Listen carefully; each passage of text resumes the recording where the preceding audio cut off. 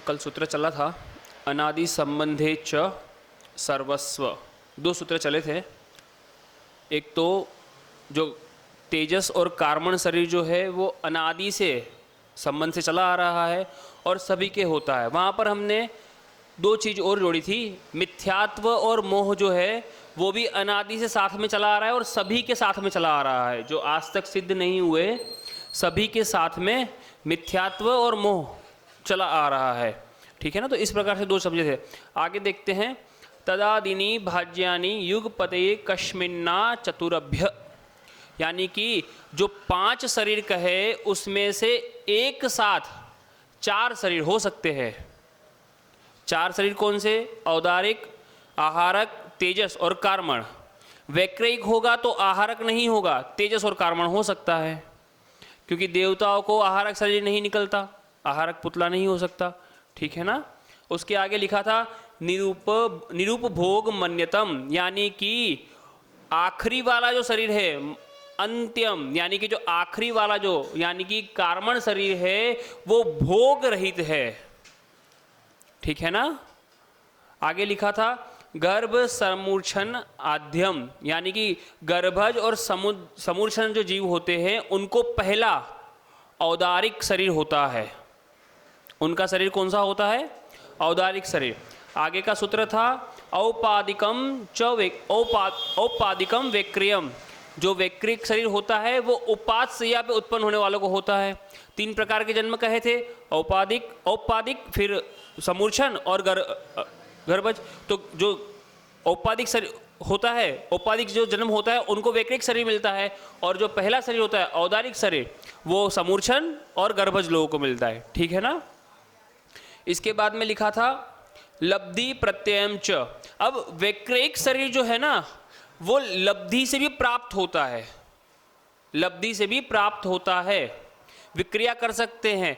किस अपेक्षा से? कहा कि देवता और नारकियों का तो होता है, लेकिन देखते हैं कि कई चक्रवर्ती लोग भी 96,000 रानी है पर वो औदारिक शरीर के साथ विक्रिया करते हैं, औदारिक शरीर के साथ विक्रिया करते हैं, उनको वैक्रिक शरीर नहीं होता।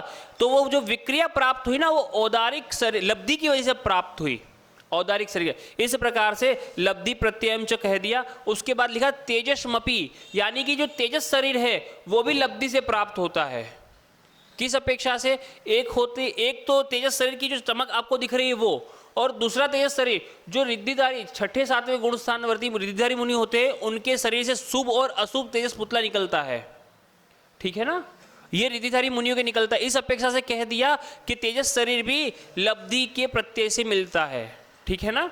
आगे लिखा शुभम विशुद्धम अव्याघाती चाहारकम प्रमत संयत सेव, यानी कि जो आहारक शरीर है शुभ है, अप्रतिघात अव्यबाद से रहित है, और साथ में प्रमत संयत से मतलब कि 6ठे 7वें गुण स्थानवर्ती मुनियों के ही निकलता है।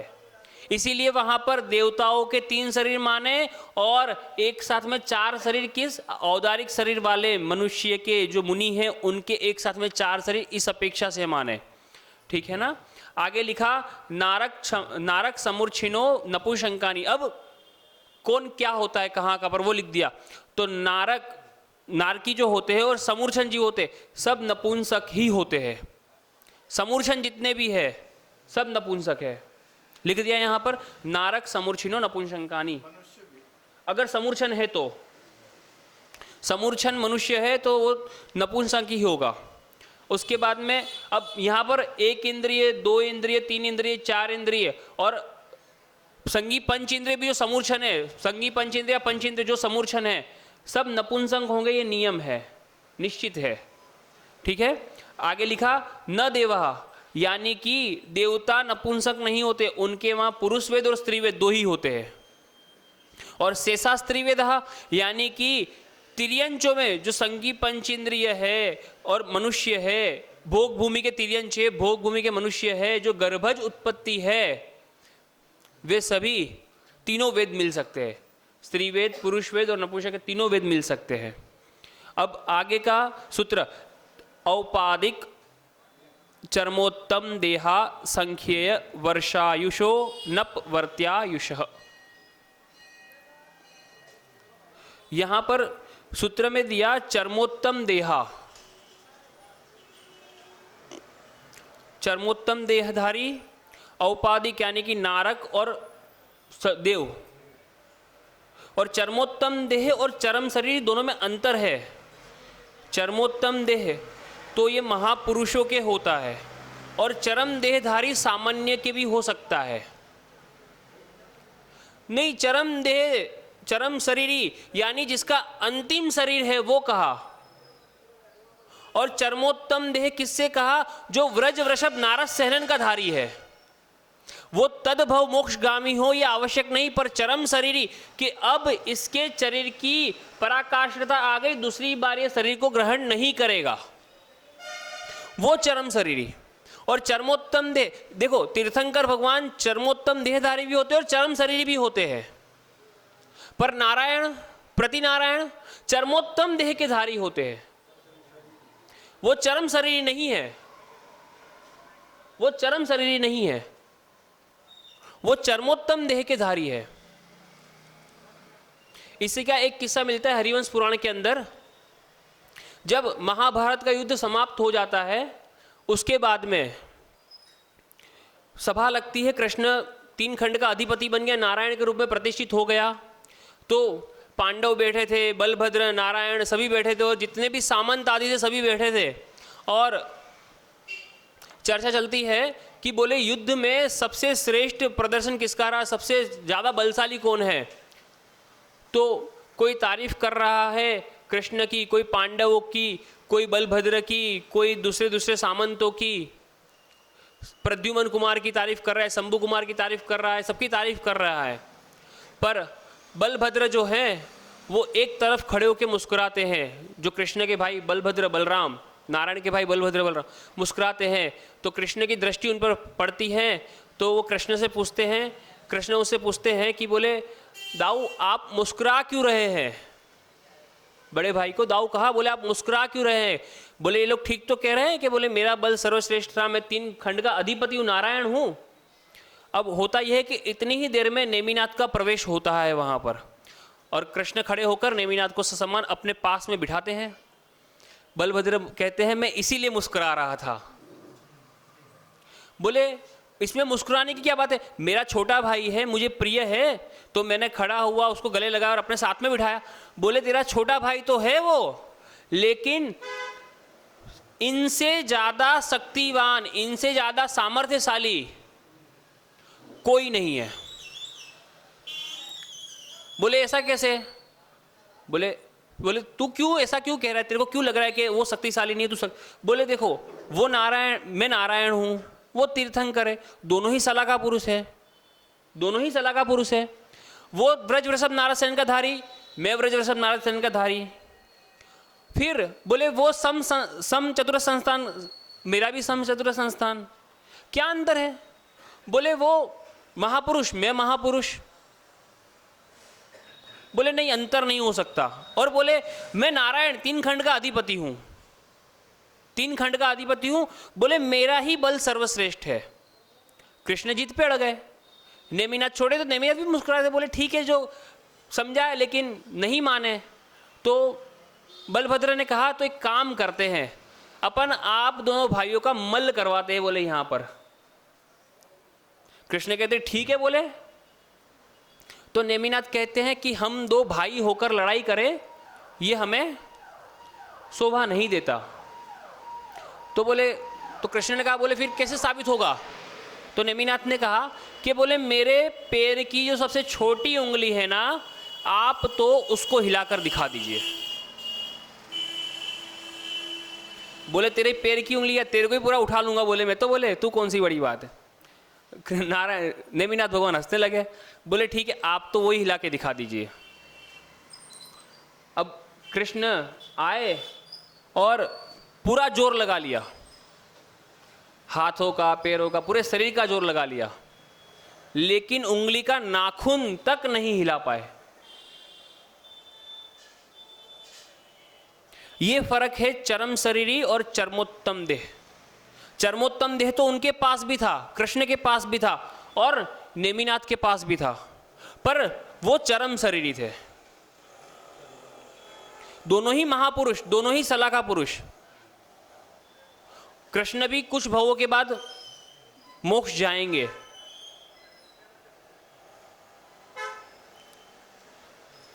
अब एक प्रश्न उठा अकाल मरण का कि अकाल मरण नहीं होता, जो देखी केवली ने वही होती है। तो नहीं, ऐसा नहीं है।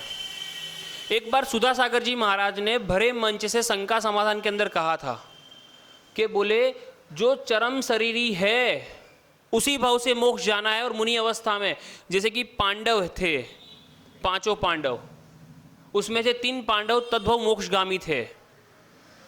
पर बोले ये हो सकता है कि उस वक्त उनके सिर पर लोहे के वस्त्र आभूषण डाले, उनकी आयु कुछ अधिक शेष हो, पर इतनी विशुद्धि बढ़ी कि उसी वक्त उपसर्ग केवली अंतकृत केवली होके मोक्ष चले गए। आयु की उदीर्णा उनकी भी हो सकती है।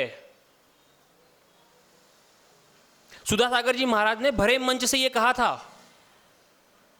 जब चरम शरीरी के लिए भी ये कहा, यहां पर तभी शब्द मैंने इसीलिए चरमोत्तम देहधारी और चरम शरीरी के फर्क बताने के लिए मैंने इसको थोड़ा सा एलाबरेट किया। शंका समाधान के अंदर, जिज्ञासा समाधान के अंदर शाम के वक्त सुधा सागर जी महाराज ने एक बार कहा था, बोले चरमोत्तम देहधारी लिखा है, वहां पर चरम शरीरी नहीं लिखा। चरमोत्तम देहधारी का अकाल मरण नहीं होगा, वो अपनी पूरी आयु भोग कर जाएगा। पर चरम शरीरी के लिए आप देखिए ना, गज कुमार के साथ में,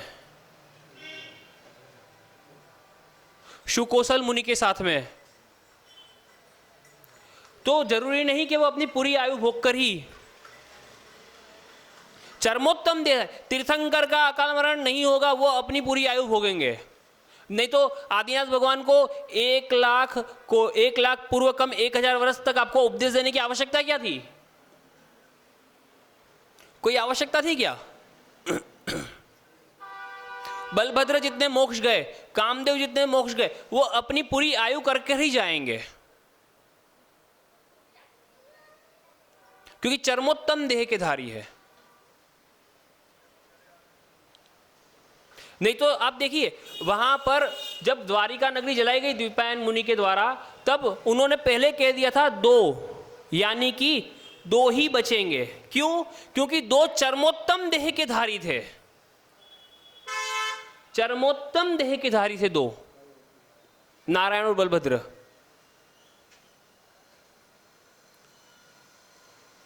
समझ रहे ना बात को? तो चरमोत्तम देहधारी और चरम शरीरी, तो चरमोत्तम देहधारी का तो अकाल मरण नहीं हो सकता, चरम शरीरी का हो सकता है।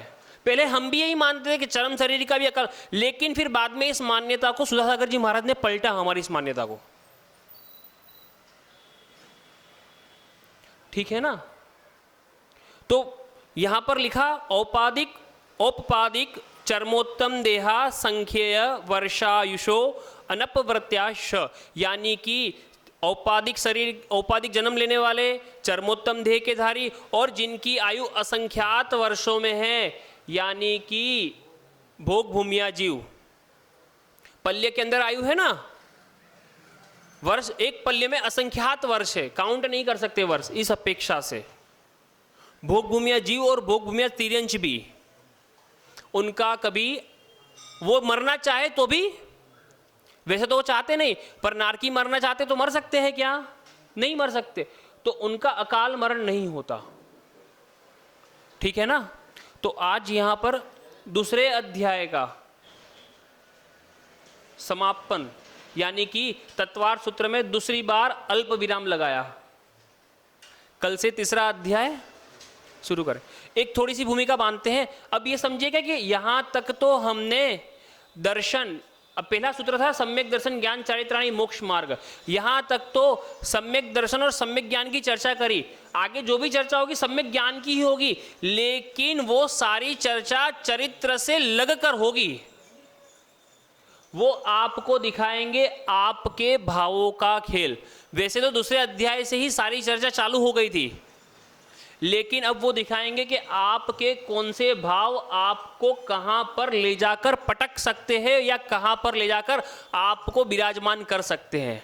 पटक सकते, ये शब्द का प्रयोग इसलिए किया क्योंकि नरक और निगोद में भी और तिर्यंचों में भी जाना पड़ सकता है, पटक देता है, और आपके भाव आपको सर्वार्थ सिद्धि में भी विराजमान कर सकते हैं और उसके ऊपर सिद्ध शिला भी पहुंचा सकते हैं।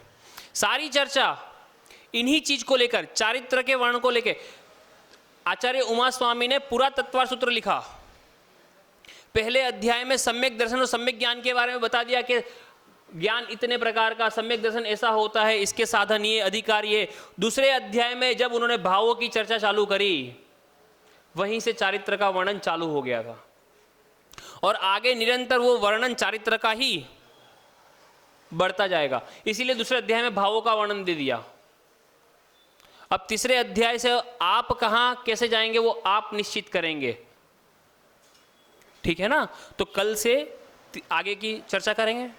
आज समय वैसे भी हो गया है, ठीक है ना। इन्हीं विचारों के साथ में अपनी वाणी को विराम देता हूं। पूज्य गुरुदेव से निवेदन करेंगे कि वे अपनी अमृतमय वाणी से हम सबका मोक्ष मार्ग प्रशस्त करें। बोली देवादिदेव श्री आदिनाथ भगवान की।